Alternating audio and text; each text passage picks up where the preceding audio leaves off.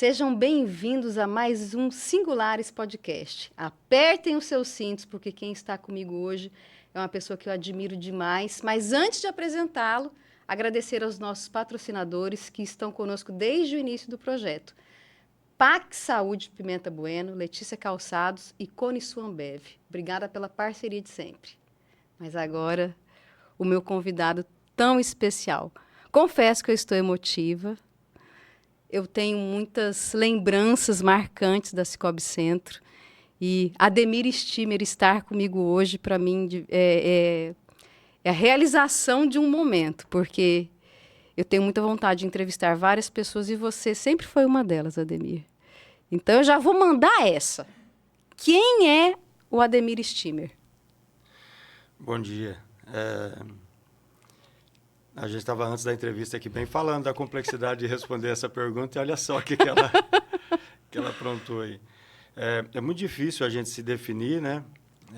Mas antes de eu me definir, quero só agradecer pelo convite de estar aqui, expressar a confiança e a admiração que eu tenho em você também. E poder compartilhar qualquer parte de um projeto que tem iniciativa sua é sempre uma alegria. Obrigado, tá bom? E o Ademir, quem ele é, não sei. Eu acho que talvez eu seja meio que um sonhador corajoso, gosto de saltos, né? E de vez em quando faço alguns saltos em algumas empreitadas aqui e ali na vida e nos projetos de negócio também. E tento achar coragem nas parcerias, gosto muito das parcerias. Então, acho que sou isso aí, um pouco de um sonhador, com vontade de realizar e com vontade de estabelecer boas parcerias para que a jornada de vida e a jornada de empreendedorismo e as jornadas, enfim, que a gente se propor aqui sejam possíveis de serem feitas, né? Muito bom. E você e sua família são de onde, Ademir? Somos do Paraná. Minha primeira família do Paraná, né? A gente é da década de 80 aqui em Rondônia, do pessoal que veio meio para colonizar a década de 80, foi muito forte isso aqui, né? Acho que a sua família né? Uhum. Dessa época, quase para menos ainda, anterior, eu acho, né? E viemos daquele jeitão que todo mundo vinha, pegava um caminhão, colocava a mudança, colocava a família em cima do caminhão também, e desembarcamos aqui em abril de 86, em Cacoal. Chegamos em Cacoal. Vocês foram para Cacoal e depois vieram para cá? Para Cacoal. A gente veio influenciado, tinha alguns tios já que viviam aqui, né? E eles influenciaram nossa vinda para Cacoal. E daí a vida foi modelando a gente aí dentro de Rondônia. Mas aqui em Rondônia eu morei em Cacoal, quando a gente veio, na primeira empreitada, em 86. Daí dali a gente se movimentou para São Felipe. São Felipe, na época, estava colonizando, né? Era a fazenda São Felipe, né? E ali a gente também passou tempos difíceis ali, mas aquela coisa que depois de passado a gente vê que tempos difíceis, mas necessários, né? E daí aqui, Pimenta Bueno, né? Nós estamos falando hoje, daí aqui foi a nossa terceira cidade, Pimenta Bueno, onde a gente viveu. E daí hoje, depois acabou que, né, eu fui para Ouro Preto, agora trabalho em Ji-Paraná, mas a gente foi fazendo essa virada aí dentro do estado de Rondônia. Eu acho que onde a vida foi criando oportunidade, a gente foi se colocando. Você veio para cá com qual idade, mais ou menos? Com 12. 12? E você consegue trazer para a gente algo que te marcou na tua infância, na tua juventude, nesses processos de vida? Eu acho que essa própria virada de chave de vir do sul para o norte, para nós, para minha família e para mim, menino Ademir de 12 anos, foi muito marcante. Foi complicado. A gente saiu de um lugar que já era bem evoluído, que a gente tinha um ritmo de vida muito diferente do que Rondônia tinha condição de oferecer naquela hora. Meio que a gente saiu de um estado com mais condição de bem-estar e veio para um lugar onde a premissa mesmo, assim, o que orientava naquela época, que era desenvolvimento de trabalho, né? Não era bem-estar. Ninguém veio para Rondônia nessa época atrás de qualidade de vida ou qualquer coisa desse tipo. Então, acho que dos eventos ali que eu consigo ter memórias, talvez o que mais transformou a nossa vida, e eu reconheço ele porque, inclusive, parte do que eu sou hoje, as coisas que eu contribuo e tudo que eu faço são possivelmente completamente diferentes do que teria acontecido se a gente tivesse ficado no Paraná, né? Então, eu acho que essa vinda para cá foi muito... Eu lembro como a gente veio curioso, minha família, minha mãe, Dona Maria veio curiosa, pai veio curioso, pai com mais medo, minha mãe muito corajosa, né, desde sempre, e ela muito, muito cheia de coragem. E nós, meninada, muito desorientado, com um pouquinho de medo e um pouquinho de curiosidade e na confiança. Ser menino é bom por isso. A gente vai com uma confiança absoluta, onde o pai e a mãe da gente É. levam a gente, né? Mas acho que foi o grande evento, assim, da minha idade de menino ali nessa casa, entre os 10 até os 15, foi a mudança para cá. Como eu falei com você antes, né, nos bastidores, eu fiz a minha liçãozinha de casa, peguei algumas informações. E eu queria entender algumas passagens da sua vida. Pai caminhoneiro, você trabalhou numa fazenda na Bahia, empresa de informática, curso de informática, presidente da Cicobi Centro. Eu quero entender essas passagens na sua vida, se você conseguir trazer esses momentos de forma mais cronológica, para a gente poder entender. É muita informação, vai organizando aí e traz para a gente. Bom, vou tentar ser breve também. É uma vida, né? Mas vamos tentar ser breve. Dentro dessa jornada daqui de Rondônia, quando a gente veio, né? E ficamos em Cacoal um tempo, ali as oportunidades, acho que a gente esperava, não apareceram para a gente. Aí a gente se movimentou para São Felipe para mexer com roça mesmo, né? Pegamos na época uma marcação. Rondônia tinha essa história da marcação naquela época ali, que eram as terras que não estavam documentadas. Tem até hoje, infelizmente, né? Tem um problema terrível aí de regularização fundiária e agrária ainda para ser feita. E daí passamos ali pela São Felipe. E quando a gente se movimentou aqui para Pimenta, que eu cheguei em Pimenta, eu estava com 17 anos, eu estava muito desesperançoso, porque mesmo menino com 17 anos, mas a gente tinha passado tempos muito difíceis na roça e eu queria me colocar rápido, queria me colocar no emprego. Eu lembro que eu me alistei aqui por Pimenta, não tinha nem essa noção que Rondônia tinha aquela coisa de quem se alista no interior não é chamado. E daí não fui para o Exército, estava já com 17 anos, tinha dali para trás praticamente a jornada de criança antes de vir para cá e aqui dessa lida com roça ali, né, na São Felipe, essa empreitada mais dura de vida, né? Aí não passei na seleção do Exército e daí tinha esses parentes que trabalhavam na Bahia ali, aquela região de Luiz Eduardo Magalhães por ali. E eu me movimentei, meu pai e minha mãe ligaram para lá, perguntaram se tinha lugar para eu trabalhar, queria ter um salário, queria ter um ofício, queria, acho que aprender também. A gente é muito curioso, quando está novo, você fica no ambiente de roça, você fica restrito de muita coisa. Sim. E quando você começa a olhar para o mundo que está fora de roça, tem uma barbaridade de coisa para ser aprendidas, né? Fui aos 17 anos para a Bahia, trabalhar com plantio de soja, plantio de milho, plantio de feijão, mas tudo mecanizado, outro ambiente do que eu tinha enfrentado aqui como vivência entre os 12 e os 17. Lá aprendi muita coisa, acho que foi uma escola de vida, porque aprendi a trabalhar fora do que era minha família. Fui trabalhar no meio de gente comum, né? De empregados de fazenda, de peão, sendo cobrado por administradores que eram administradores diretos da propriedade ali. Então, acho que ali foi minha primeira escola mesmo de vida, de se comprometer com horário, se comprometer com entrega, se comprometer com aprendizado, se comprometer com entender os ambientes que você está ali para fazer uma determinada entrega. Então, para mim, lá foi uma escola muito grande, né? Apesar de ter um tio lá que era administrador geral da fazenda, eu não fiquei com subordinação dele, né? Fiquei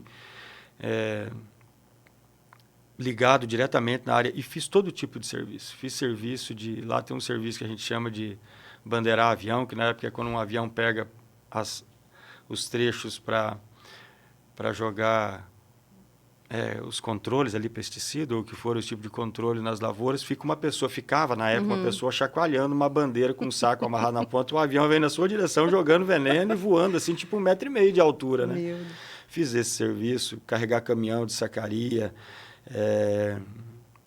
passei todo tipo de restrição. Eu lembro que quando eu fui muito menino, né? Fui 17 anos, mas tinha morado dentro de casa. Era um homem já, quase um hominho pela idade ali, mas nunca tinha morado fora de casa.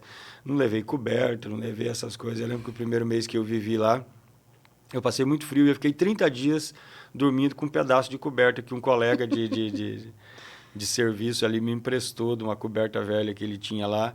E hoje, quando a gente volta lá nesse lugar e fala isso com esse tio, eu não acredito que você ficou 30 dias aqui sem uma coisa. Por que você não pediu um adiantamento? Eu falei, porque eu não vim para isso, eu vim para aprender, eu não queria ter nenhuma condição de privilégio ou de qualquer tipo de tratamento, né? Foi um grande aprendizado. Eu acho que dos lugares onde eu trabalhei, eu olho para trás e tenho uma gratidão enorme por esse lugar que eu passei nos 17 anos ali. Aprendi muita coisa ali, lidar com maquinário, lidar com gente.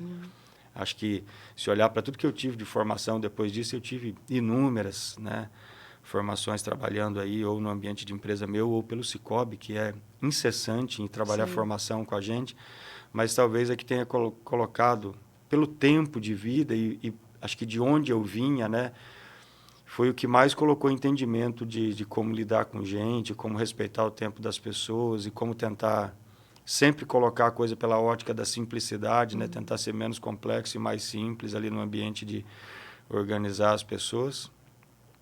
E foi transformador, acho que isso tudo que eu vivenciei lá. Aprendi muita coisa, desde de caminhão, de gente, de máquina, de trator, da própria lavoura, de mexer com a terra, de entender que a produtividade da terra ali é muito abençoada. Todo ano você planta, colhe, no outro ano a terra está pronta para te entregar de novo, né? Então, acho que essa relação que eu tenho até hoje, um pouco de gostar das coisas da terra, vieram muito dessa época. E eu saí meio bloqueado do tempo de roça ali na São Felipe, porque foram épocas muito difíceis, né? De muita restrição. E lá me desbloqueou para a terra. Comecei a ver terra de novo com outra visão lá.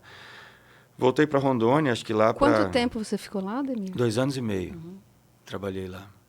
E daí voltei para Rondônia, acho que já devia ser 2000 e alguma coisa. Não, 97 mais ou menos.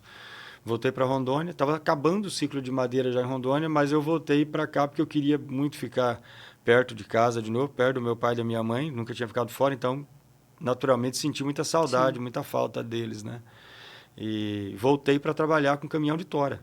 Eu tive uma empreitada aqui em Rondônia, ainda uma janela ali de puxar tora ali em Espigão do Oeste, essa coisa toda da madeira. Era uma moda e dava a impressão que dava para ganhar muito dinheiro, que hoje nem sei se dava, né? Mas, enfim, entregou para nós uma época importante também de vida ali, de existência, de renda, de emprego, de se sentir produtivo, né? Acho que fiquei ali uns 2 anos, eu acho, naquela lida de caminhão de tora. A gente tirava tora ali naquela região, madeira na região do Espigão na época do verão, e tirava madeiras de cerca nessa região aqui entre Vilhena e Pimenta. Era o ofício da época, né? E foi uma época importante também. Depois, acho que aqui em Pimenta a gente passou por uma época de empreendedorismo, de vender um iogurtezinho, daqueles de saquinho assim, que era o iogurte garotinho. Tentando aprender, tentando se colocar na vida, achar uma coisa que fosse mais definitiva. É aquela coisa que te prende, né? E que quando abriu a primeira escola de computação, não sei se bem a primeira, já tinha outras iniciativas aqui, mas a primeira que me chamou a atenção, na verdade, até pelo barulho que fazia, né? Tinha um método de divulgação, mas também de ensino muito interessante, que foi a Evolução, o mesmo nome das empresas que eu tenho hoje, né? Era a Evolução Informática, era uma escola, já era... aí era 97, tudo isso que eu passei foi antes. Acho que eu voltei da Bahia, acho que 93, 94.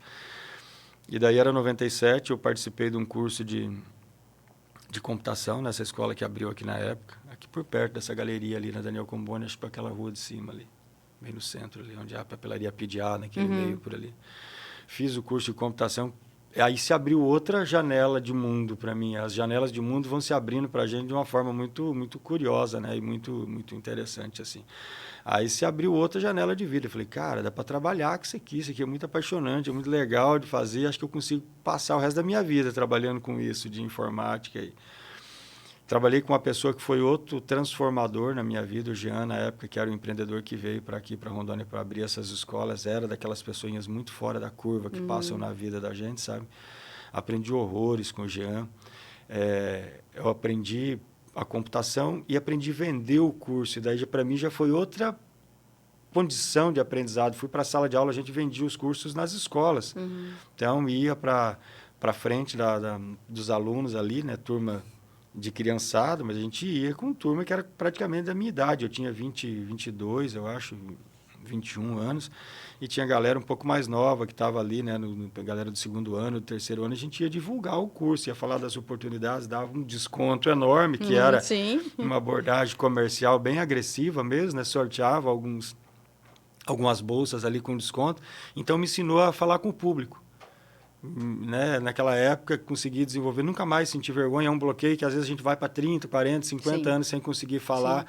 com o público, né, principalmente sobre uma ideia que você quer vender ou que você precisa convencer as pessoas a aderirem àquela ideia. E Jean me ensinou muito disso. Acho que foi outra época de aprendizado muito rica para mim, assim, que eu não consigo tirar ela do meu currículo de vida como aprendizado intenso, porque aprendi computação, aprendi isso de falar com o público, aprendi colocar a minha ideia carregando valor nela para que as pessoas também vissem o valor que eu via, né? E foi uma época de aprendizado muito legal, era 97 para 98.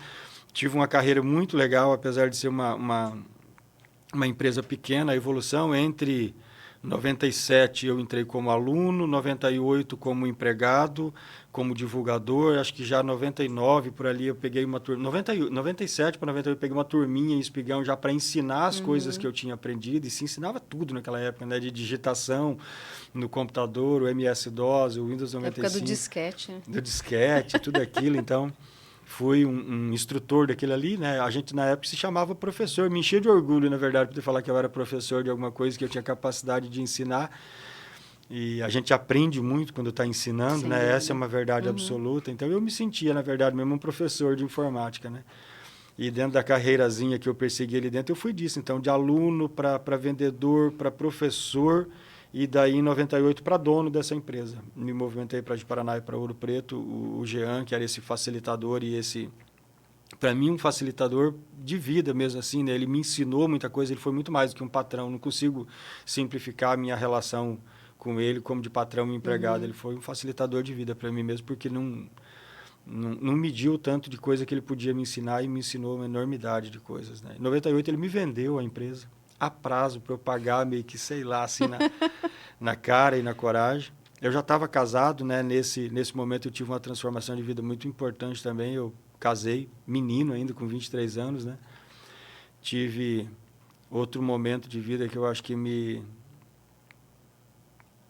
fez olhar para tudo diferente, assim, que foram os 2 filhos, né? Nasceu a Bruninha em 98 e nasceu o Guilherme no ano 2000. E é uma coisa que muda completamente a vida da gente também, né? E a minha jornada foi se transformando ali. Dentro dessas empresas eu fiquei muito tempo daí. Constituí a evolução lá naquela região de Ouro Preto, ali, de Paraná, Jaru. A gente foi de escola para loja, para prestação de serviços e depois para internet, depois para uma desenvolvedora de sistemas de gestão que entregam cupom fiscal, gestão de pequenos negócios, né? Fomos construindo um pequeno negócio, mas um pequeno negócio que me ensinou muito, que foi muito desafiador. O ambiente de gestão de software, por exemplo, a gente tinha que ir para dentro das outras empresas e aprender a maneira como o cara geria estoque, como ele geria finança, como ele geria pessoas, como ele geria o pagamento de folha de pagamento, a comissão. Tudo do comércio dele estava muito na nossa mão para ser implementado e mudado com a ferramenta que a gente estava propondo ali da forma que pudesse. Então, de novo, outra escola, as oportunidades que a vida me submeteu para trabalhar horrores, mas que tinha uma condição de ensinar também, que era proporcional ao tanto que se trabalhava, né? Aprendi muito de gestão porque eu fazia a gestão do meu negócio, que era um pequeno negócio, era simples, mas eu participava de gestão de todo tipo, de farmácia, a loja de roupa, a loja de prestação de serviço, a tudo isso, né? E negócios muito mais complexos que o meu. Então, foi uma época de aprendizado muito interessante também. E acho que nessa época foi a época mais intensa, talvez, da minha vida, porque eu era pai, né? A vida de casado, a vida de empresário, porque daí eu já não trabalhava mais para os outros, né? Já tinha virado empreendedor muito cedo também, várias empresas, né? A gente tentando tocar essa coisa tudo minha e que eu prestava serviço para outras, né? Daí foi uma jornada bem interessante de aprendizado nessas empresas ali. Em 2003 ainda eu conheci o cooperativismo, que levou para a jornada que eu tenho hoje, né? Fui cooperado do sistema Credicis, que é um sistema daqui de Rondônia, né? 2003, 2004, 2005, por muitos anos tive essa experiência com o cooperativismo. O cooperativismo me ensinou um complemento, eu acho que da parte de gestão. Eu fazia ainda, apesar de participar da minha gestão e de outras, eu entendia uma tantada razoável da gestão de negócio, mas pouco entendia de gestão financeira. Então, eu produzia lá no meu negócio 150 mil por mês, sei lá, e vendia com qualquer prazo, comprava com qualquer prazo, não tinha uma gestão financeira equilibrada, porque ninguém nunca tinha falado sobre isso comigo. Então, a gente produzia um monte de dinheiro e pagava um monte de juros. Eu lembro que a primeira coisa que me atraiu no cooperativismo não foi a proposta de cooperativismo, na verdade, foi poder levar dos cheques que a gente descontava, tinha muito essa prática, né? Você vendia para o cliente com 10 vezes no cheque e pegava aquele monte de cheque e corria lá e pagava juros, descontava, fazia o desconto de título lá. E eu queria outro lugar que coubesse mais cheque, porque eu tinha um ambiente de negócio muito acelerado e eu já trocava uma tantada num banco e queria outro lugar para resolver meu problema de crédito. Conheci o cooperativismo em 2003 como um facilitador ali para o meu ambiente de gestão, né, para resolver um problema da loja e em algum momento recebi lá dentro uma instrução sobre gestão financeira, né? Foi um palestrante falar em Ouro Preto na associação comercial, não foi quase ninguém. A gente, empresário, não se interessa por essas pautas, dá a impressão que elas são alheias à gestão, né? E às vezes tudo que você precisa é aprender um pouquinho mais, não do seu negócio, aprender um pouquinho mais do seu dinheiro. Entender ele como um insumo muito importante ali que vai levar para o sucesso ou para o fracasso a maneira como você lida com a receita e com o capital de giro e com tudo que envolve finança da empresa, né? E a cooperativa me entregou essa pílulazinha de conhecimento, ela foi transformador para mim. Fiquei muito curioso com aquilo, falei, desse jeito que eu trabalho, eu vou morrer de trabalhar e não vou produzir prosperidade no meu negócio porque pago muito juro, tenho um ambiente de negócio muito viciado, muito comprometido, com fluxo de caixa muito descasado, com tudo mais, que eu não sabia que era um fluxo de caixa descasado, porque eu não tinha essa noção de finança e de gestão financeira nessa época. E a cooperativa, logo depois daquilo, eu me aproximei muito da cooperativa, a cooperativa acho que me viu também, era Crediron na época, uma cooperativa própria daquela região ali, né, de Urupá, Ouro Preto e aquele entremeio ali, e me chamou para ser conselheiro fiscal, e daí começou um desafio e uma jornada de aprendizado de novo na minha vida, por isso que eu falo que eu acho que eu sou um curioso como definição, talvez coisa do signo, o pessoal fala que o signo de Gêmeos tem essa coisa de ser muito curioso e ser do aprendizado, e daí eu fui para o cooperativismo num salto muito curioso, assim, também, conselheiro fiscal, fiquei um tempo ali auxiliando, tive um professor muito atencioso ali também, que foi o Dorival Ferli, que conduziu a minha jornada no cooperativismo de uma forma muito legal também. Em 2013 para 2014, a gente resolveu juntar essa cooperativa de Ouro Preto com uma de Paraná e uma de Jaru, que nasceu daí a cooperativa que eu trabalho hoje, que é a Cicobi Centro, que você teve a oportunidade de trabalhar. E daí foi uma continuação da jornada de aprendizado. A cooperativa, nesse meio tempo, um resgate que é importante fazer assim, tinha mudado completamente o meu ambiente de negócio. É um reconhecimento que eu preciso deixar para o cooperativismo aqui, que eu já fiz em alguns lugares, mas acho que talvez nunca não tenha ficado tão registrado, né? Eu acho que uns 4 ou 5 anos depois que eu trabalhei ali, fui cooperado e trabalhei como conselheiro fiscal, eu comecei a entender, olha o tempo que demorou, quase o tempo de uma formação acadêmica, né? Para entender a dinâmica do fluxo de dinheiro no mercado e dentro da minha empresa, que você tem dois lados, você tem o lado que está com condição de poupança, que está com um pouquinho de dinheiro sobrando, o lado que está sempre faltando dinheiro, e seja no agente econômico que for, seja na família, né, que são os agentes econômicos considerados aí por governo e por mercado, famílias, empresas ou governo. Você tem dois lados de balcão, ou você está deficitário, está devendo o que você está produzindo de resultado, não paga as contas, e tem o outro lado, da pessoa que já é poupadora. Uma empresa poupadora tem muito mais condição dela evoluir. Uma família que é poupadora, que gasta menos do que produz de receita, de salário, na forma que for, tem muito mais condição de prosperar, de ter qualidade de vida. Caiu essa ficha em mim, sabe? E caiu, e ela foi muito importante, porque eu comecei a olhar para o meu modelo de negócio e ele sofreu transformações do tipo, eu não vendo mais computador em 12 vezes. Eu tinha um estoque, naquela época, hoje parece insignificante, assim, 300, 300, não lembro exatamente quanto, mas vamos estimar, né, 200, 300 mil dentro da loja, mas eu vendia 100 e poucos mil. Falei, eu posso ter menos estoque. Então, ele me fez olhar para o dinheiro e criar métodos racionais de gestão no meu pequeno negócio, assim, que eu passei num ciclo ali de 2003, sei lá, para para alguma época de cooperado, coisa de 6, 7 anos depois, aí diminuindo drasticamente o que eu pagava de juros, que eu fui conciliando, entendendo daí essa coisa do fluxo de caixa, diminuindo meus prazos, procurando comprar com mais prazo de fornecedor, usando prazos que fossem mais racionais, né? E um pouco depois disso, de 6, 7 anos, eu já não pagava juro pela empresa mais. Olha isso. Eu Nossa. guardava meus chequinhos numa pastinha sanfonada e quando dava o dia de depositar, eu ia lá e depositava e era uma parte do meu trabalho que voltava para a empresa e que voltava para o Ademir, que voltava para a minha família, que não ia mais para um agente econômico terceiro a minha família ou a minha empresa, né? E eu acho que uns 10 anos depois do cooperativismo, eu passei a ser um aplicador, né, nas cooperativas daí que eu trabalhava e que eu contribuí. Então, ela teve uma transformação, um impacto sobre... Eu acho que talvez até hoje eu iria ser aquele empreendedor muito arrojado, muito corajoso, com pouco conhecimento sobre isso, e eu estaria até hoje pagando incansavelmente muito juro, trabalhando muito mais do que eu tenho que trabalhar, e eu quero muito deixar isso registrado, porque eu sei que tem um monte de colega meu, amigo, que está empreendendo ou que está na jornada de vida de casa, mesmo que ainda não consegue olhar com clareza para as finanças e tem uma vida de família muito piorada, ou uma vida de empresa muito piorada ali, e que talvez precise ouvir e entender que no cooperativismo tem condição dele enxergar essas coisas. E se não for por lá também, em vários cursos de internet, no ambiente acadêmico, fala muito sobre isso, que a gente tem que saber selecionar essas coisas, ouvir e trazer como agregador para a vida da gente, porque tem condição de melhorar muito. Dentro dessa jornada do cooperativismo, daí juntamos as cooperativas em 2014, eu passei a ser de conselheiro fiscal, conselheiro de administração dessa nova cooperativa. Foi outra época muito intensa de aprendizado.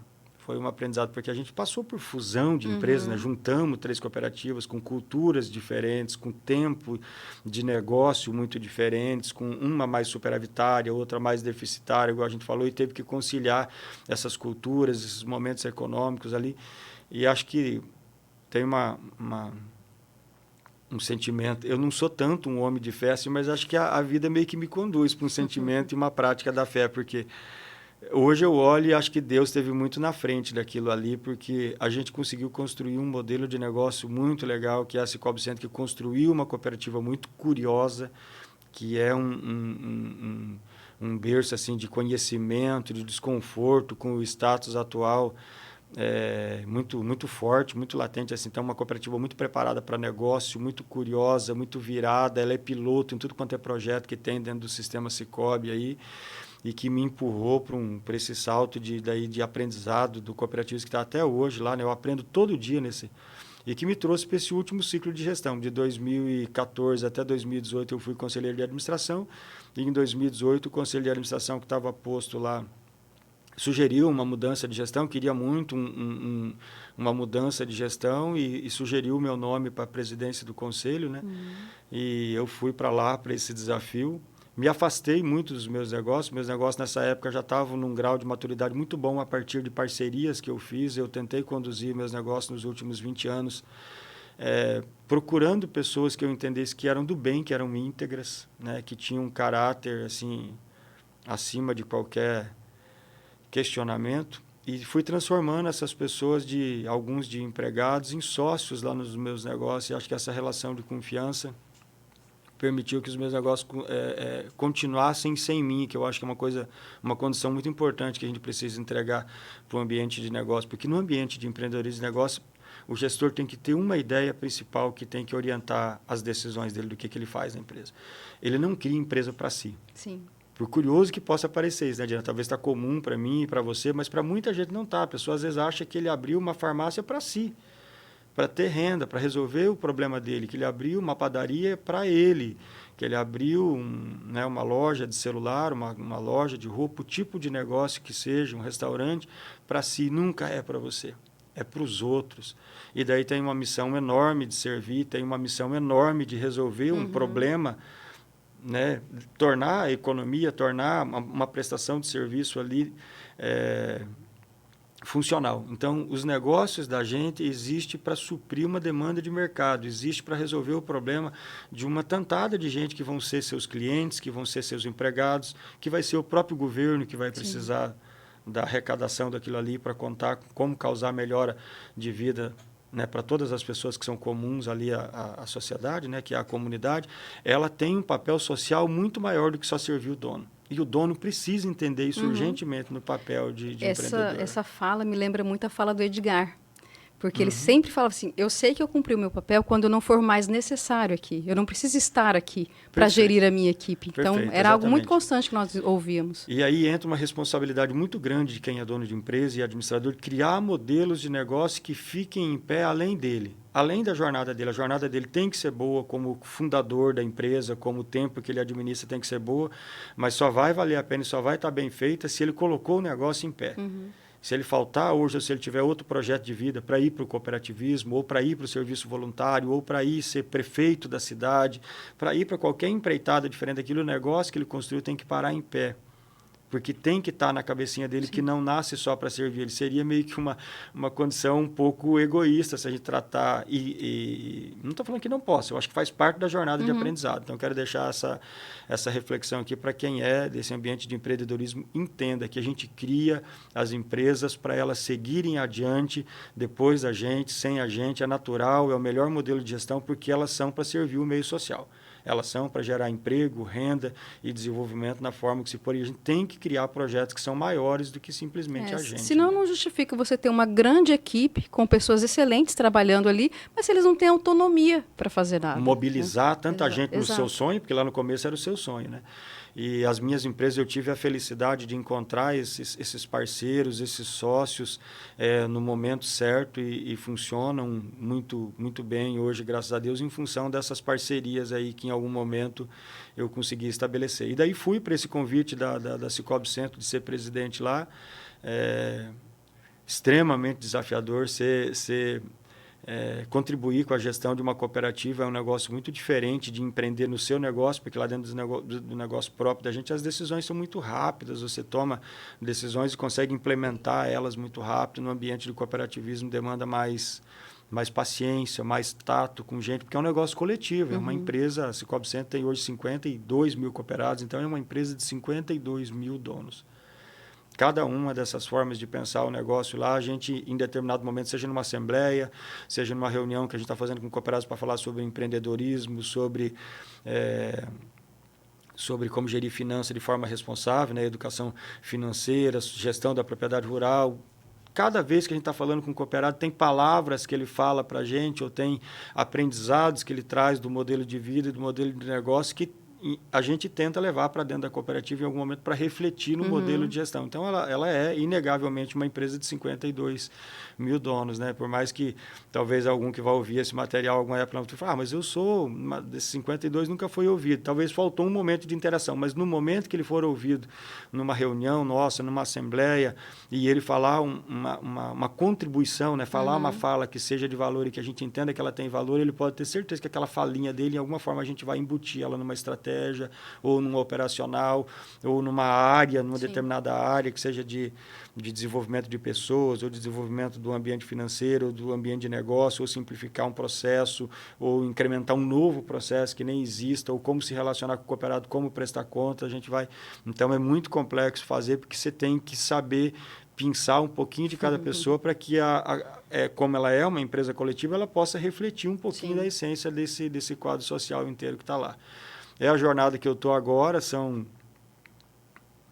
de lá do meu primeiro emprego, depois saindo do ambiente de roça, né? Então, acho que eu considero que talvez seja de todos os empregos que eu tive o mais desafiador e o que mais me realiza. Não sei se é porque ele é o último, talvez a gente sinta isso porque é o último, né? É o que mais me realiza. Me deixa muito feliz trabalhar. Eu sou muito conectado do propósito da transformação que o cooperativismo pode fazer. Eu definitivamente acredito, e pode ser porque eu tive um banho de cooperativismo lá, né, e isso mudou, mas eu definitivamente acredito que ela é a grande ferramenta posta aí no sistema financeiro para fazer transformação de vida. A gente tem uma prática financeira muito muito ruim ainda. Agora eu falo aqui como o Brasil, né? A gente é muito pouco educado em relação à finança, que eu falei lá atrás do meu próprio comportamento. A gente é um país deficitário, a gente é um governo que gasta mais do que arrecada. A gente tem um histórico muito grande de empresas que gastam mais do que conseguem produzir de receita, e a gente tem um histórico de famílias que gastam mais também do que conseguem produzir de receita. E eu não estou simplificando, falando que tem uma fórmula mágica de resolver, consegue transformar uma empresa em 30 dias de um lado do balcão para o outro, uma família que lida com renda limitada, que o pai ganha R$1.000, a mãe ganha R$1.000 e faz o milagre de cuidar de uma família com 2, 3, 4 filhos, às vezes cuidando de um pai, de uma mãe que está mais velhinha. Não estou simplificando, eu reconheço a complexidade dessa jornada assim, mas se a pessoa entender os mecanismos que são possíveis, né? E eu falo, cooperativismo, ele já traz de cara assim, uma condição muito evidente que, por exemplo, quando a gente tem uma conta corrente que é para acessar toda a qualidade de produtos e serviços financeiros que estão à disposição e que a gente precisa de um cartão, precisa de uma conta corrente para receber pagamento, a gente precisa de vários dos produtos, a gente precisa passar um Pix, né, que estão aí na moda, a gente precisa pagar e receber e contratar vários tipos de serviço. E eu deixo essa prática minha num banco hoje pagando 50, 60, 80, R$100 aí que tem de tarifação de uma conta corrente, às vezes só para guardar. Muitas vezes esse usuário do sistema financeiro não é um usuário do crédito, ele nem pega dinheiro emprestado na instituição, ele guarda o dinheiro dele lá e ele se submete a pagar 50, 60, R$70.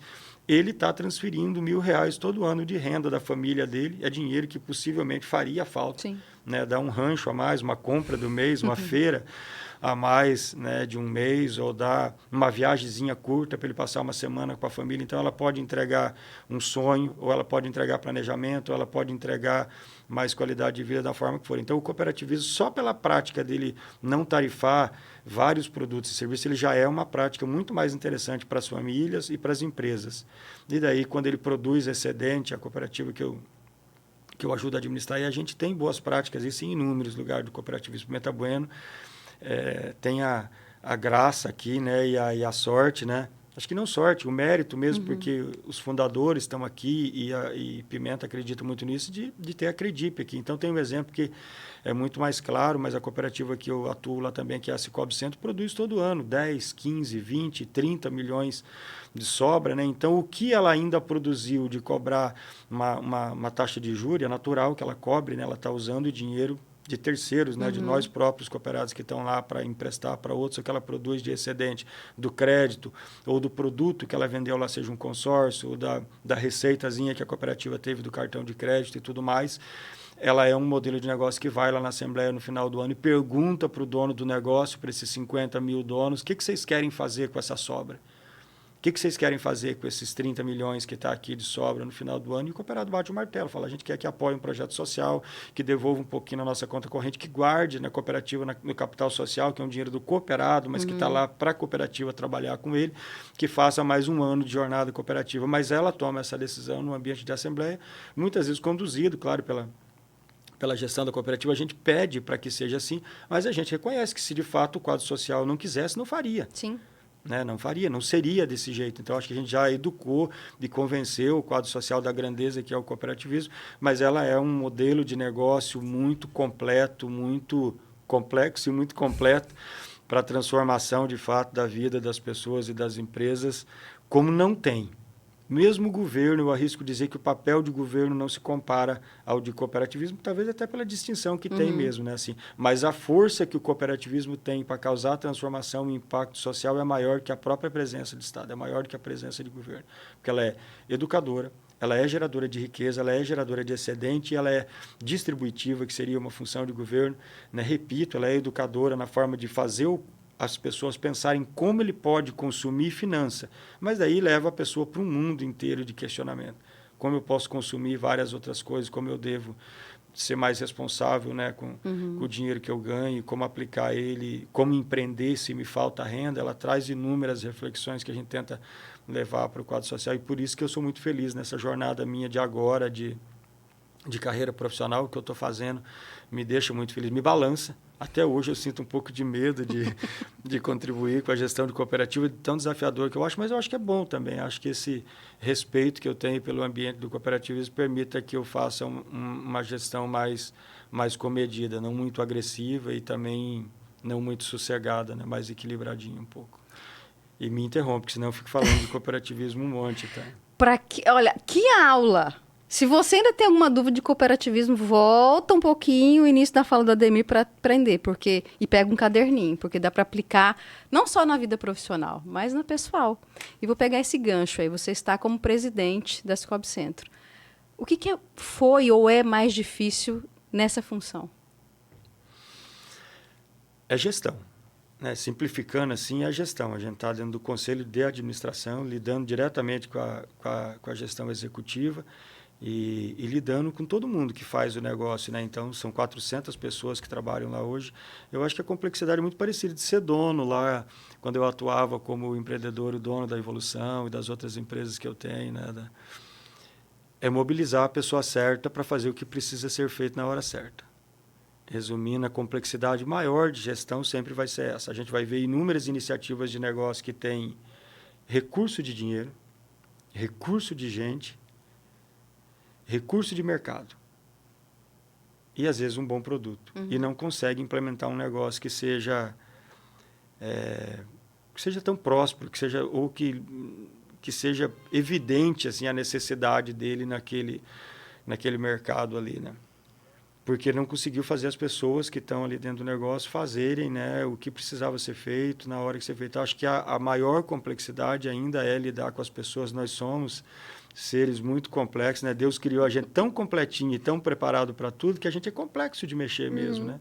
Então, muito mais desafiador do que mexer com dinheiro ou qualquer outro recurso assim, é mexer com as pessoas, mobilizar as pessoas, fazer as pessoas entenderem a grandeza de um movimento empresarial, seja para ser seu sócio, seu colaborador como empregado, ou seu dono, ou seu cliente.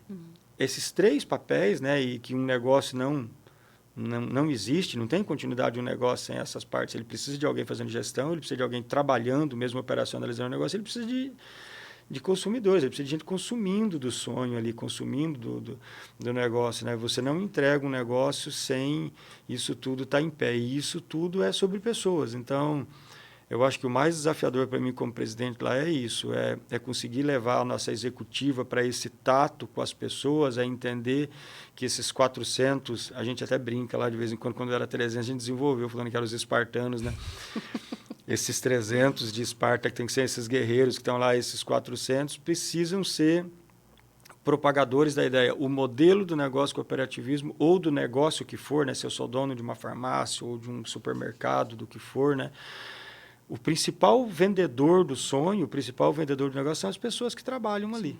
Né? Então, convencer essas pessoas que aquele negócio é um bom negócio, que é útil para a sociedade, que é útil para pagar imposto, que é útil para gerar emprego, que é útil porque todo mês ele gera uma forma de riqueza. E não é uma falácia, né, Diana? A gente pega a diferença de quem empreende e de quem não empreende. Um indivíduo dono de um patrimônio pequeno, de R$300 mil, se a pessoa pegar R$300 mil e guardar, de preferência numa cooperativa, ele vai ter a renda todo mês daquilo, né? Seja 1% daquilo que vai dar 3 mil, mas ele vai gerar uma riqueza que é suficiente para ele. E quando uma pessoa pega 300 mil e coloca num negócio, normalmente, quando o negócio decola e ele consegue fazer essa mexida a mexida das pessoas acreditarem, o cliente acreditar que aquela empresa é uma boa empresa para se consumir, as pessoas que trabalham nela acreditarem que é uma boa empresa, o gerente se convencer que é uma boa empresa para ser administrada e tudo isso, né, para ser gerida, ele possivelmente vai criar um ciclo econômico de 100, 200, talvez até 300, talvez até mais do que aquele dinheiro que ele tinha todo ano. Então, essa roda gira muito legal. Todo ano, os 300 mil que ele colocou num negócio, vamos pegar uma farmácia mesmo como exemplo, abre uma farmácia, vai lá, coloca prateleira, coloca remédio, coloca gente, coloca uma TVzinha, né, para dar alguma mensagem que tem. Ele gastou os 300 mil dele. Em um ano, aquela farmácia gera 300, 400, 500 mil de riqueza. Paga para o empregado, paga para o governo, paga para fornecedor, paga para o cara que foi lá e consertou o ar-condicionado, para quem reformou a loja, para quem colocou uma porta de vidro, para quem forneceu energia, para quem forneceu todo tipo de... E daí acaba o ano e aquele capital que ele colocou gera de novo. Né? E a cooperativa é o mesmo ciclo. Né? A cooperativa que eu trabalho convenceu esses 50 mil sócios a colocarem lá coisa de... Acho que a cooperativa tem hoje 100 e poucos milhões de capital social, né? A cooperativa, entre economias e sobra, a cooperativa gera perto disso todo ano. 70, 80 milhões, né, de uma economia inteira, né, paga 20, 30 milhões para a folha de pagamento para os colaboradores, é a riqueza que ela produziu e esses colaboradores já consumiram ali na economia, foram lá gastar, né? Aí ela paga fornecedores, que são quase tudo da região, e repito, é o cara do ar-condicionado, é o cara da porta de vidro, é o pessoal que orbita em volta do negócio, ali, prestando todo tipo de serviço para a gente, e ela produz sobras de 20 e 30 milhões, a cooperativa. Então, ela tem 100 milhões imobilizado dos 50 mil donos, e ela produz riqueza na ordem de 80 milhões, e o capital social está lá de novo. Em 2024 vai estar lá de novo, ele gera riqueza, e o 300 mil do cara da farmácia vai estar lá de novo, gerando riqueza no próximo ano. Então, é muito necessário que a gente tenha as pessoas certas no lugar certo. Então, acho que o meu maior desafio lá é isso, é tentar o tempo todo estar trabalhando com as pessoas, porque o processo vai se estabelecer, a demanda de mercado também vai se ajustar, a oferta vai se ajustar, porque isso tudo, as regras de mercado são soberanas e suficientes para adequar. As pessoas é que não vão se adequar, né? Sem estímulo, sem entendimento, sem... o engajamento só acontece a partir da acreditação. Então, acho que o mais desafiador, né, a maneira como o dinheiro vai ser colocado, como o mercado vai se posicionar, depende do primeiro posicionamento, que são os das pessoas. Então, quando você posiciona o time do negócio para fazer uma qualidade de entrega, vai passar por qualquer adversidade do mercado, vai se apropriar de qualquer oportunidade que o mercado traga e vai passar pelos desafios também se o time estiver pronto para isso. Então, não tem um elemento mais importante dentro da gestão e daí também não tem uma complexidade maior do que gente, né? Gente precisa ser bem estabelecida dentro da gestão. O Ademir, uma coisa que me chamou muita atenção em relação à sua passagem de vida, alguns momentos, a sua timidez. A Lu, conversando com ela assim, Diana, eu sou uma admiradora do Ademir, porque ela me contou algumas passagens da sua timidez, que você não ia a alguns lugares, não queria conversar, tinha essa dificuldade em conversar com as pessoas. Então, eu queria entender essa virada de chave, porque eu conheço muitas pessoas que são assim.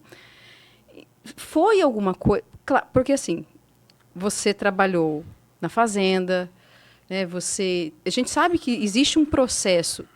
E na sua fala, você também traz isso. Por tudo que eu passei, me ajudaram, as várias situações que eu passei, me ajudaram a formar os valores que eu tenho hoje, me ajudam, independente do que eu fiz, me ajuda no que eu faço hoje. E eu queria entender essa questão da timidez. Alguma situação difícil para você trazer, para a gente entender o nível da tua timidez que era antes, porque depois foi para vendedor de curso de informática, e hoje, na função que você está, isso é exigido de você, a tua comunicação. E claro, quanto mais você faz, melhor você fica. Mas você saiu daqui de uma pessoa muito tímida e aqui um grande comunicador. Como? Como, né? Talvez tenha perguntas que ele precisa de mais reflexão para responder. Mas eu arrisco uma. Pode ser que se a gente perguntar isso de novo, daqui a um ano, mude a minha resposta, assim, porque eu nunca parei para pensar nisso. Mas, de fato, eu era uma pessoa com muito mais dificuldade de me comunicar, não gostava de frequentar alguns lugares. Até hoje, acho que sou um pouco assim ainda. Algumas coisas da personalidade da gente ficam na gente a vida inteira, né? Mas a resposta talvez seja a realização. Muitos dos trabalhos que eu me propus a fazer me trouxeram realização. E eu comecei a notar que, por exemplo, lá nesse emprego na Bahia, muito tempo atrás, e lidando com gente simples, né, no dizer popular, com peão mesmo ali, e como eu também comecei a notar que a minha conversa, a minha liberdade para conversar e a minha forma de comunicar com os meus colegas de trabalho era muito boa, porque eu sentia segurança e me sentia realizado no que eu fazia, me sentia útil na ocupação que eu tinha ali. E acho que isso vale aqui para muita gente que vai ouvir a gente depois. Preste atenção nos círculos que você vive. Preste atenção se no círculo que você trabalha, você não tem muito mais facilidade de se expressar, de falar de você, de falar das coisas que você entende que precisam ser mudadas, né? Então, eu acho que ter me sentido realizado nesse emprego meu lá dos 17 anos trabalhando e depois ter vindo para o ambiente de trabalhar com informática e ter de novo me sentido realizado ali, independente dos desafios e frustrações inúmeras que eu passei, eu me senti realizado trabalhando e depois criando outras empresas, contribuindo, por último, no cooperativismo igual eu estou hoje, também me entrega uma realização muito grande. Então, quando eu estou realizado, eu não tenho dificuldade de me comunicar. Se eu estiver num ambiente que eu me frustre, que eu não entenda que eu estou gerando entregável, que eu não estou sendo útil, eu volto para essa casa da timidez, não me comunico bem, eu não sou a melhor pessoa quando eu não estou realizado. Eu acho que nós, por regra, meio que não somos, né? Então, pode ser que seja só uma reflexão. Eu repito que eu não tenho a resposta pronta para isso, mas acho que se submeter a projetos que são importantes, que a gente entende que pode fazer entrega a partir deles, e em algum momento reconhecer que você fez e se realizar com aquilo lá, ficar feliz, olhar para trás e falar, valeu a pena. Foi muito legal, passei inúmeras coisas aqui, mas valeu a pena. E daí esse sentimento de realização faz com que você consiga se comunicar. Pode ver que quase ninguém se furta, tem dificuldade de falar daquilo que ele sabe muito. Sim. Você senta na frente de uma pessoa que, às vezes, uma pessoa simples lá da roça, que quando ela vai num banco, numa prefeitura, que a pessoa tem uma linguagem complexa para falar com ela, e ela não sabe direito o que quer, como sair daquela situação, ela não tem. Mas se você parar para ouvir ele sobre o gado dele, sobre as lições de vida que ele tem, sobre a lavoura dele, sobre como ele lidou com coisas que ele já resolveu, o problema é que ele se sente realizado em ter sido útil e ter sido um resolvedor daquela situação, ele vai falar horrores. Ele vai falar com você. Fala com propriedade. Fala né? com propriedade. Ele vai falar 1 hora, vai falar um dia inteiro com você. E se a gente tiver a predisposição de fazer a escutativa e o respeito com a história de vida dos outros, né, ele vai te falar um monte. Então, eu arrisco dizer assim, de bate-pronto, que o que me afasta da minha timidez até hoje é me sentir realizado com as coisas que eu faço. É muito importante para a vida da gente se sentir realizado com as coisas. E quando eu noto que elas não estão me realizando mais, eu mudo meu barco de porto.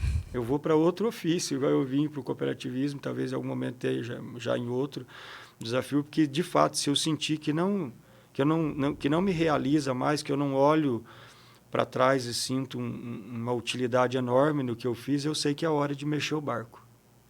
Do barco andar. Mas vendo e ouvindo você, eu vou refletindo também. Mas isso, a meu ver, também faz muito...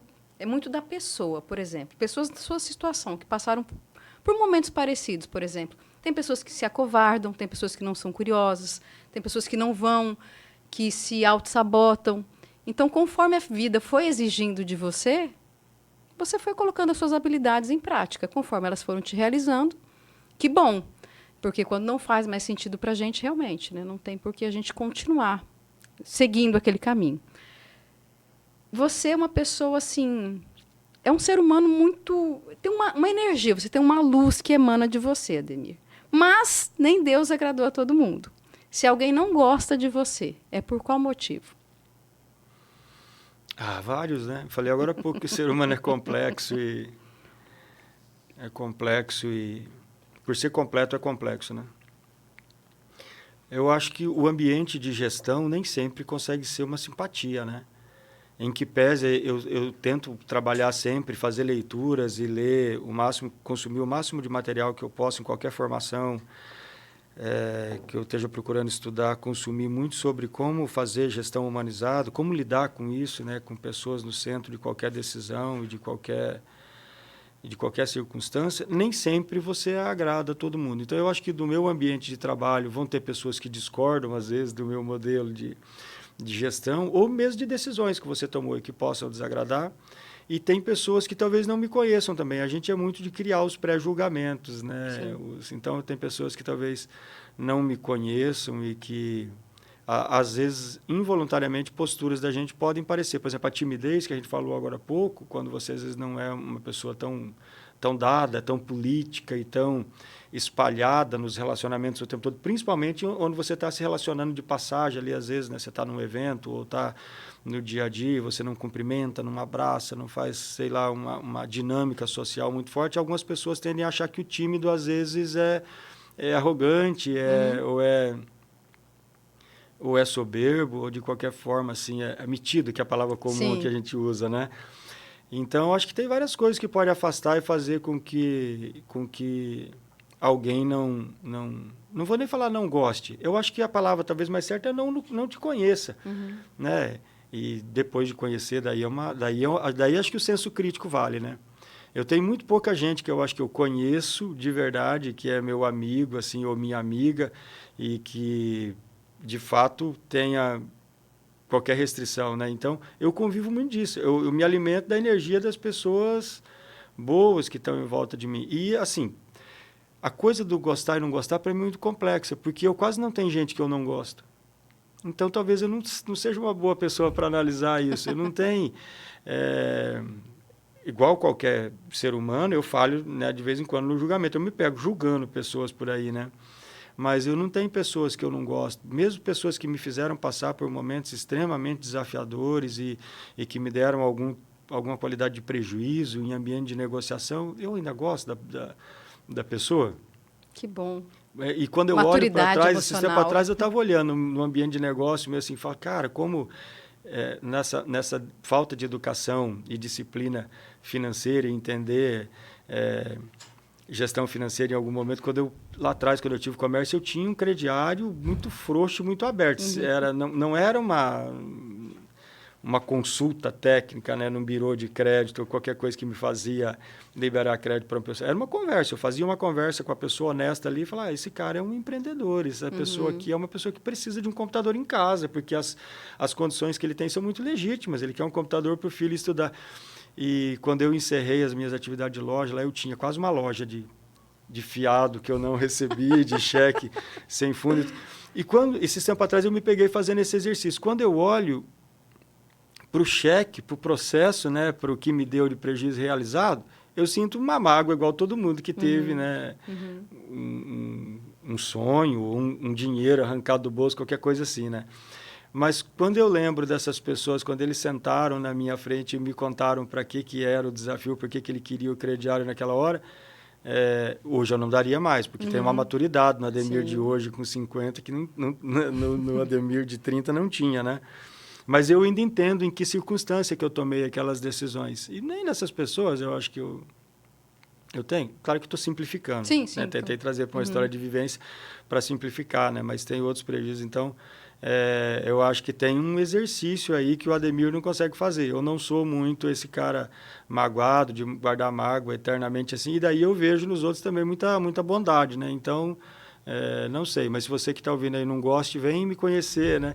Seja autêntico, fale para mim das suas críticas. Sou muito resiliente para crítica, me machuca igual todo mundo ouvir crítica, né? Mas sou muito resiliente para crítica. Acho que o ambiente do cooperativismo também me deu essa... Não sei se essa capacidade, que palavra usar, mas essa capacidade, porque a gente é bastante criticado nesse ambiente, porque você faz gestão de recursos de muita gente. Eu falei agora há pouco, né? Formando o modelo de negócio, formando o modelo de gestão, ouvindo muita gente. Então, metade do que você ouve, de fato, é reconhecimento e a outra metade é crítica o tempo todo. Então, sou muito resiliente para a crítica, muito preparado para ouvir. E a pessoa que não me conhece, talvez, e que mais de antemão possa não ter alguma reserva em relação a mim, não vou usar não gostar, porque eu não acho mesmo que ninguém não goste de alguém, né? Tem reservas em relação a mim, fico muito à vontade para me conhecer e me criticar, para entender quem que... Ademir, e se você pudesse voltar no tempo e dar algum tipo de conselho para o Ademir que tinha 15 anos, 17 anos, você daria algum conselho? Qual seria? Bom, eu falei agora há pouco que os aprendizados que eu tive, mesmo trabalhando com 17 anos lá fora de casa, né, fora da família e tudo mais, e no desafio maior que me foi proposto, que é esse último da cooperativa, o grande desafio foi entender pessoas, né, e reconhecer pessoas e entender todo tipo de limitação e valor que a gente tem. Então, eu acho que o recado para mim, assim, mais novo, né, era isso, seria isso, assim, porque eu acho que vai servir para outra pessoa, na verdade, né, e até porque a gente não volta no tempo, né, infelizmente a gente não volta, né, ou felizmente, não sei. Aprenda pessoas. E daí aprenda incansavelmente, né, aprenda pessoas e depois que você aprender pessoas, aprenda no conjunto de pessoas está você próprio, né? Aprenda sobre você. Você é a primeira pessoa, tem que ser examinada, entendida. As limitações da vida da gente ditam muito de como você vai poder afinar a sua carreira, os seus relacionamentos, né? Tudo isso mais. Então, aprenda sobre você. Tem coisas sobre mim que eu estou aprendendo agora. E olha que eu falei que eu sou um curioso sobre pessoas, né? Então, tem coisas sobre mim que eu estou aprendendo agora. Aprender sobre pessoas, acho que é o primeiro valor, porque parte das decepções e dos dissabores que você iria ter, você já filtra, já ficam pelo Sim. caminho. Então, aprenda pessoas, entenda as pessoas, entenda o tempo das pessoas, a capacidade, a limitação e o potencial das pessoas, né? E daí, depois que você instalar em você a capacidade de aprender pessoas, que não é um ato isolado, ele não vai acabar mais, né? É aprender pessoas pro resto da vida, né? Que é uma sabedoria que os velhos têm, que passam muito bem para a gente, né? O paizinho, a mãezinha, o avô e a avó da gente, eles já aprenderam pessoas, então por isso que de vez em quando eles olham para a gente e falam, cuidado com fulano, cuidado com isso, cuidado com aquilo. Então, quanto mais cedo a gente aprender sobre pessoas, relacionamentos e comportamento, né, do indivíduo, de uma sociedade, do seu tempo, de tudo isso, mais fácil vai ser a jornada da gente. E daí, a segunda lição é aprender. Aprender. Falei agora há pouco que a minha vida possivelmente teria sido mais fácil se eu tivesse aprendido finanças antes. Que bom que o cooperativismo trouxe esse aprendizado para a minha vida. Aprender sobre finanças, aprender sobre processo de gestão, aprender sobre saúde, aprender sobre política, o quanto essas coisas influenciam na vida da gente, né? Aprender sobre espiritualidade, estar conhecendo né? Aprender, porque daí os entendimentos na vida da gente, acho que no fundo o que todo mundo queria era chegar lá nos 60, 70 e voltar a ter a força física e as oportunidades, tudo de volta, né? Então, tudo que está posto aí hoje para a gente de aprendizado, e é infinito, né? As fontes de conhecimento que tem para a gente explorar hoje, elas têm condição disso, de tornar qualquer pessoa, uma pessoa com 20 anos, com a sabedoria de uma pessoa de 60, Sim. e daí poder fazer uma jornada iluminada, né? Porque dele tem dos 20 aos 60 para moer tudo que aparecer, né? Para ser um ser disruptivo, que é a palavra da moda, mas para ser alguém muito especial que constrói grandes projetos na forma que for, né? Seja empreendendo, seja fazendo gestão pública, seja vivendo mesmo, né? Porque a vida também é outra fala que o Edgar fala às vezes que eu acho muito legal. Empreender não é empreender uma empresa ou empreender é empreender em você também, né? Uma carreira acadêmica, um cargo público que a pessoa decida tocar, tem que ser feito da melhor forma, tem que ser feito daquele jeito que a gente falou agora há pouco, né? Para deixar entregas lá maior do que a gente mesmo, né? Transformar o ambiente onde a gente trabalha como servidor público ou como colaborador de uma empresa ou como atleta, que a pessoa que resolva ter uma carreira no atletismo, né, que você transforme aquele modelo. A pessoa fala, esse modelo de negócio aqui era antes da pessoa tal e é outro depois da pessoa tal. Né? Esse processo foi mudado, essa qualidade de atendimento, né, que você construiu um legado lá onde você passou. Acho que essa palavra vale muito. Pegar um gancho do que você falou, a questão dos avós, dos pais, mães. Se você pudesse trazer um ensinamento muito grande que você teve com os seus pais, qual seria? Com os meus pais. Olha só que curioso, eu participei de um treinamento falando dessas coisas, aprendizados que a gente tem pelo cooperativismo, eu participei. E eu nunca tinha entendido direito a palavra ancestralidade, bastante gente estuda isso, né? E eu saí do evento prestando muita atenção, vieram duas moças conversar com a gente sobre isso, duas facilitadoras, e falaram muito sobre isso, que você tem que saber olhar para a ancestralidade, porque tem uma escola de aprendizado enorme. Você olha para o que você destaca, igual você falou mais cedo, né? 3 pontos de coragem ou de característica muito boa que você vê e 3 defeitos que você vê, mesmo no seu pai, na sua mãe, em você, no vozinho, na vozinha. Coisas que eu quero ser e coisas que eu não quero ser.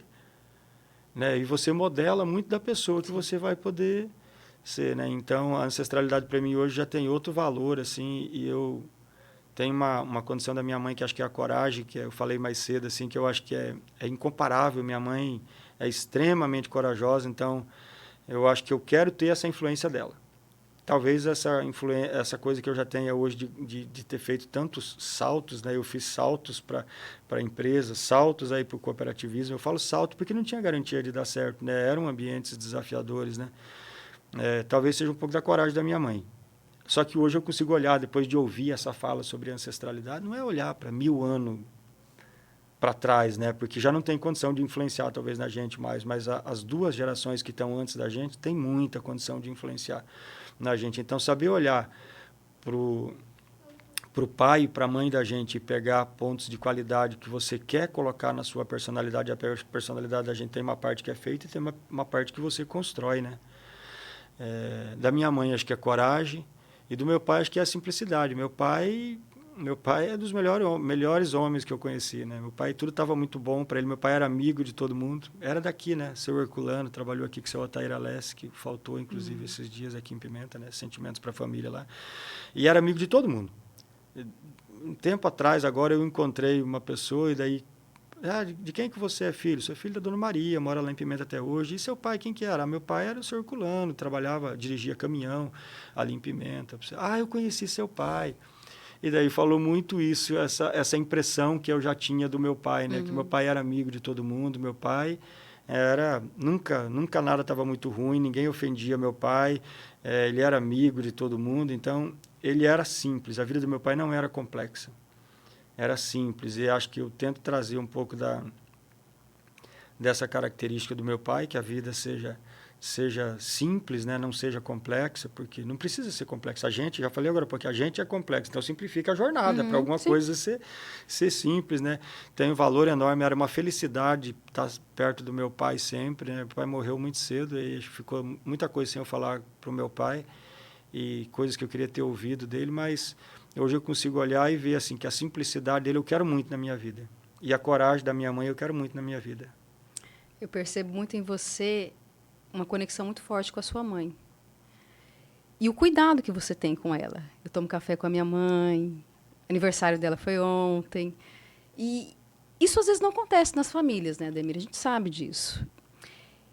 O querer estar, criar esses momentos de qualidade, é uma forma de retribuir o amor, o cuidado dela. Como que você percebe isso na sua vida com ela? Acho que um pouco por causa da admiração, acabei de falar, né, que minha mãe é um ser muito especial, mas tem condições que são justas e precisam ser faladas, né? Nem sempre foi assim, Diana. Em algum momento dessa jornada minha de empreendedorismo, de vida e de tudo isso, eu vim muito pouco aqui em Pimenta. Minha mãe morava aqui em Pimenta, eu morava em Ouro Preto. Teve ano que eu só vim aqui no Natal. Né? E o tempo vai passando e vai trazendo maturidade para a vida da gente, e você vai se aprendendo, igual a gente falou agora há pouco, né, como pessoa e olhando o entorno. E depois eu comecei a prestar muita atenção mais na minha mãe. Minha mãe está passando, né, por um momento de saúde delicado, está restabelecida já praticamente, está em pé. Deus presenteou minha família com isso aí, né, de colocar ela em pé. Mas eu olho para minha mãe hoje com muita admiração, com muita vontade de que ela viva bastante para estar por perto da gente, ensinando a gente, até pela condição que eu falo tudo de coragem, né? Ela tem muito que ensinar. Pessoas que são corajosas, que são destemidas, que tem isso que a gente falou agora um pouco de qualidades que são muito evidentes, tem muito para ensinar, né? É só a gente saber olhar. Então, eu acho que eu estou correndo atrás do prejuízo. Tudo de atenção que eu não dei para ela em algum tempo, que eu estava muito comprometido com empreender e com trabalhar e com construir uma carreira e os meus negócios. E é importante que fale isso, porque às vezes a pessoa fala, o Ademir que eu conheço hoje, presta atenção ali na mãe dele e tal. Nem sempre foi assim, né? Então, eu acho que eu estou tentando recompor tudo que eu não dei para ela de atenção em outros momentos aí, porque tinha outro foco, mas que não justifica, né? O tempo da gente tem que ser administrado, que é outro recurso. A gente falando agora um pouco sobre finanças, sobre pessoa, né? O tempo da gente precisa ser administrado. E por difícil que seja de fazer, a gente tem que arrumar formas que o tempo alcance a família. O seu tempo tem que sobrar para a família, né? Tem que sobrar para os seus filhos, tem que sobrar para sua mãe, tem que sobrar para sua esposa, tem que sobrar para o seu marido, tem que sobrar para os seus irmãos, tem que sobrar para os seus amigos. O tempo, para você se entender, aprendi a administrar meu tempo, ele tem que estar assim, tem que dar tempo para trabalhar, tempo para ir, para quem é mais religioso, para ir na igreja, tempo para cuidar da saúde, equilíbrio, tempo para né? ir na A gente academia, precisa disso. equilíbrio, essa é a grande palavra. Então, eu acho que eu estou tentando reequilibrar uma ausência de tempo que eu tive com a minha mãe, e que agora é de um valor imenso para mim, né? E quero muito estar perto dela e cuidar e receber o cuidado dela também na forma que eu puder. Que bacana isso. O que você falou, se aprenda. Se aprenda o quanto antes e aprenda também o que é importante para você. Claro que em alguns momentos da vida tem etapas que a gente precisa dar outras prioridades, mas a gente não pode esquecer do que de fato é importante para a gente. Porque senão a gente entra nesse automático e a vida vai passando, e aí quando você acorda, Não dá mais tempo. E a vida no automático tem uma grande probabilidade, não vou falar que é certo, mas tem uma grande probabilidade de não entregar a realização, que é um fator que a gente falou agora há pouco, que no meu caso me afasta da timidez, mas afasta a gente de várias frustrações. Né? Tem um monte de estudo aí que fala que, inclusive, realização afasta a gente completamente de depressão, de um monte de coisas ruins aí, de doenças mesmo e de fraquezas espirituais, inclusive, né? Se a pessoa está realizada, está feliz, e não é só no ambiente empresarial que a gente tem, né? A pessoa tem que saber olhar todos os círculos, inclusive disso que a gente está falando agora, do círculo familiar, e aí ele consegue entregar uma realização enorme para a gente ficar perto aí dessas pessoas que a gente ama muito e se reunir para comer, para contar história, para tocar violão, para em volta de um karaokê ou do que for ali que tenha como diversão, para ir para a beira de um rio, para ir para uma fazenda e passar um final de semana junto, aí viajar junto, sair numa caravana. O pessoal fala, mas é insano, sair de carro daqui de Rondônia. Às vezes tem valor como é que o pessoal fala? Na jornada, né? Tem valor na jornada. Não esquece se vai ser cansativo, se vai ser não sei o quê, né? Presta atenção na jornada. Então, isso também causa realização na gente, e a realização causa um bem-estar que é ferramenta de felicidade, eu acho. É condição de felicidade. Caminhando aqui para o finalzinho da nossa conversa, a gente vai entrar em um outro momento aqui, eu já vou te explicar. Não posso esquecer de agradecer novamente aos nossos patrocinadores, Cone Suambev, Letícia Calçados e PAC Saúde Pimenta Bueno, nossos grandes parceiros. Ademir, uma rodada de perguntas que elas não precisam ser tão curtas, mas elas têm que ser rápidas, tá bom? Comida preferida? Feijão e arroz. Simples. Uma qualidade? Acreditar. Algo que você precisa melhorar em você?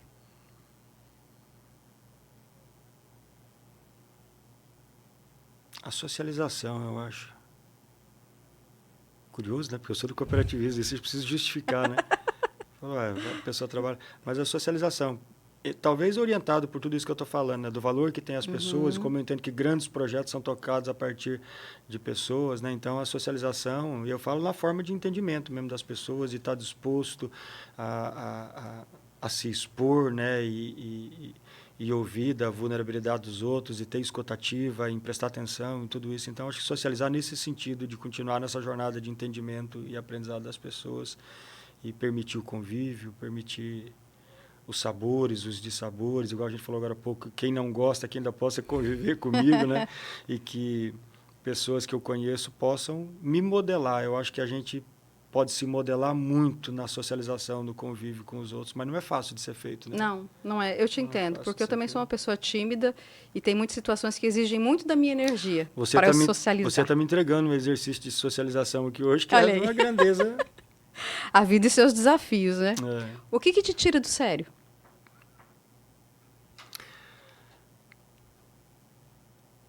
Que me tira do sério? Acho que poucas coisas. Eu tento fazer a jornada do meu pai lá que eu falei, da paciência, né? A frustração me tira do sério, assim. Eu tenho uma dificuldade, igual quase todo mundo, de lidar com frustração. Então, quando eu estou dentro de projetos que se frustram, eu acho que, igual todo mundo, fico mais difícil de mexer, fico mais impaciente, fico mais crítico, fico mais impaciente comigo, passo por ansiedade, a palma da mão começa a suar, não quero falar mais sobre alguns assuntos. Então, eu acho que a frustração é uma limitação aí que precisa ser. O que você mais admira em uma pessoa?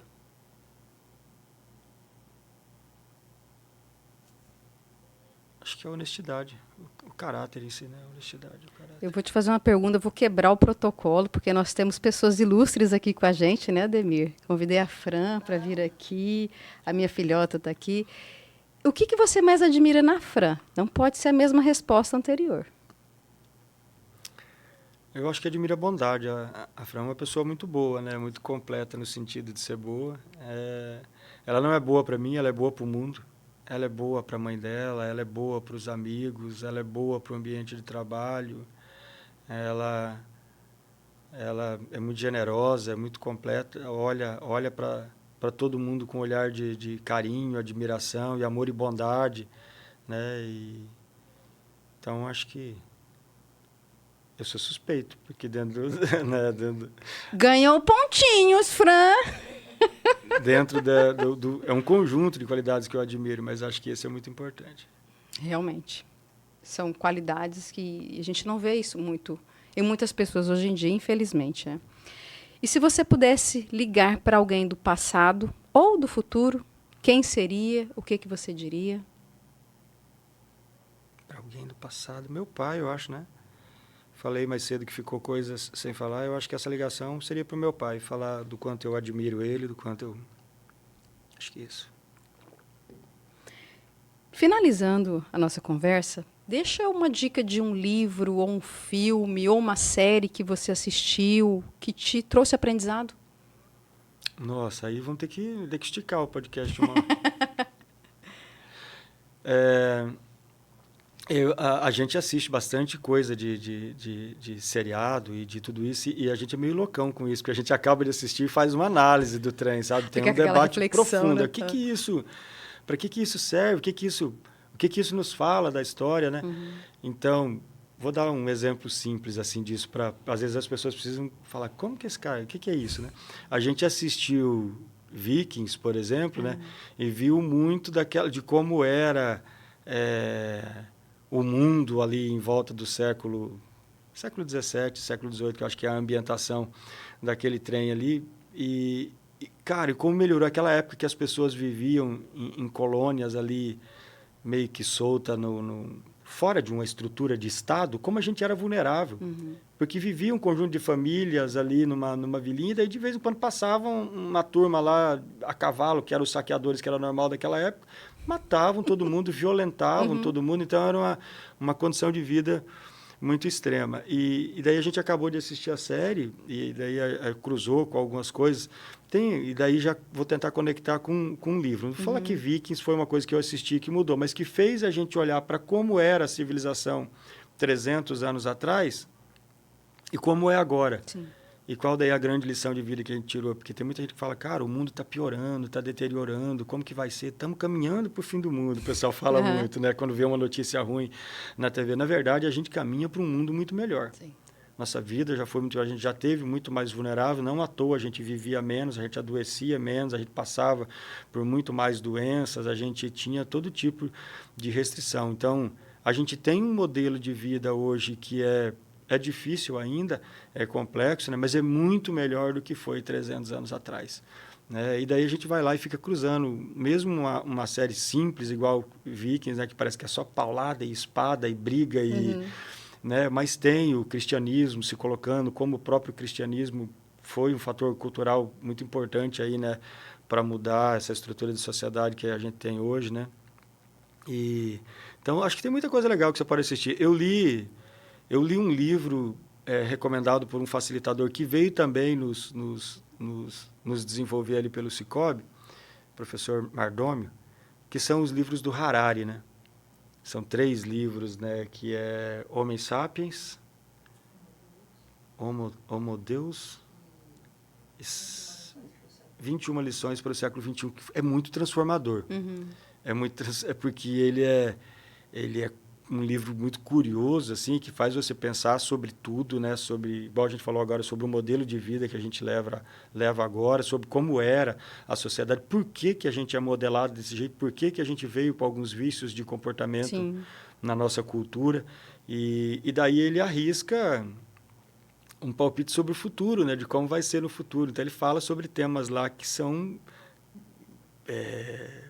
chocantes de ouvir, ou de ler ali, de entender, né, a mortalidade que a gente deve caminhar para nos próximos, sei lá, daqui 100 ou 200 anos, 200, 300 anos, a gente vivia em colônia sendo massacrado, e a gente fala que daqui 100, 200, ele fala na literatura que possivelmente a gente vai ser um ser amortal, que a gente já não vai morrer de causas naturais mais, né, o câncer que tira tanta gente querida da gente, e outras coisas vão ser tudo superada, transplante, a gente vai ter órgão impresso numa impressora 3D, e que a gente já não vai morrer de doenças e causas naturais mais. Vai morrer se, sei lá, se uma pedra cair na cabeça da pessoa, ou se um carro atropelar, ou coisas assim que agridam mesmo ali a condição de vida, né? Mas a doença já não vai matar a gente mais. E daí? Será que a gente está preparado para isso? Para ser pessoas que...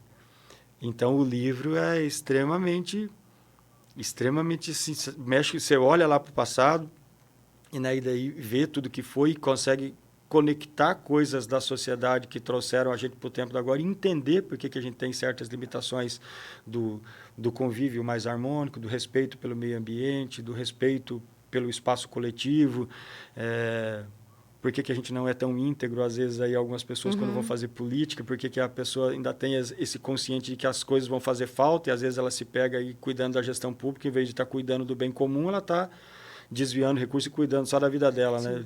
E falando da escassez. Então, as pessoas precisam começar a entender o passado, e acho que, de novo, falando um pouquinho que ele falou mais cedo de ancestralidade, talvez para entender que a gente não vive mais de recurso escasso, né? Os recursos estão aí, tirando alguma coisa de meio ambiente que precisa também ser cuidado, mas não com esse desespero todo que às vezes se prega. Os recursos estão aí para a gente viver bem com eles, viver em harmonia, ter um tempo de vida mais calmo, inclusive recurso o próprio dinheiro, né? Acho que... Então, esses livros do Harari foram muito, muito chocantes, assim. Acho que a parte de entendimento do passado, por que a gente tem esses comportamentos na estrutura de sociedade e cultura atual, né? Por que a gente ainda tem algumas limitações do quão melhor como ser humano a gente devia ser. E as visões que ele sugere lá para o futuro são, no mínimo, de fazer a gente questionar tudo que a tecnologia e a ciência e tudo mais vão oferecer para a gente. E talvez fazer a gente refletir como a gente é abençoado de ter vivido numa época igual essa agora, que a gente brincou na rua, comeu fruta direto no pé e tal, e a gente está vendo toda essa transformação desse momento agora, com o ambiente tecnológico ligado às tecnologias, mas outras coisas acontecendo também. E o quanto de coisa a gente, que tem principalmente o presente aí de estar na meia-idade, ainda vai vivenciar.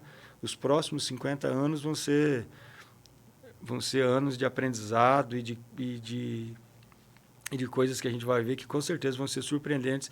E, repito, possivelmente a gente caminha para uma vida melhor, viu? Para quem é pessimista e tem um pouco de medo do futuro, não desanime. A gente deve ter tempos melhores de vida aí do que já teve no passado, inclusive do que tem agora. Sem dúvida. Ademir, agradecer novamente sua participação. Você, com todo o carinho do mundo, aceitou o meu convite, conseguiu me encaixar na sua agenda vindo aqui para Pimenta. Então, de coração, muito obrigada. Agregou demais, foi um momento muito importante para mim. Eu tenho certeza que para quem nos ouviu e nos assistiu também. Vá com Deus na sua jornada, continue nos abençoando muito aí com a sua luz que você emana, porque quem está perto de você é tocado, porque você é um ser humano incrível, que dificilmente quem conversa com você não sai com uma visão ou uma perspectiva mais positiva da vida. Então, obrigada novamente.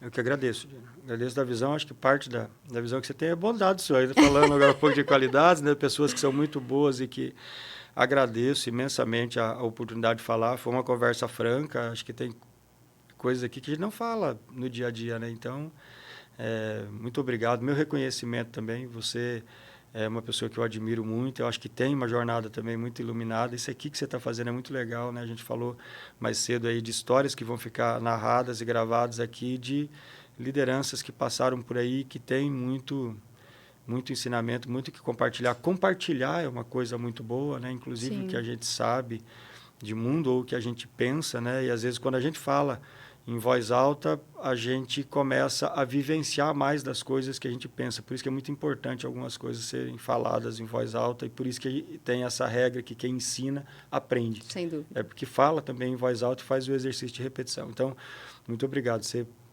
criou aqui, acho que para a minha jornada de vida, um momento bem legal, bem interessante também, e muito, muito feliz. Obrigada. Por ter podido participar. Obrigado. Obrigada mesmo. Obrigada a todos vocês que estiveram conosco até agora e até o próximo Singulares.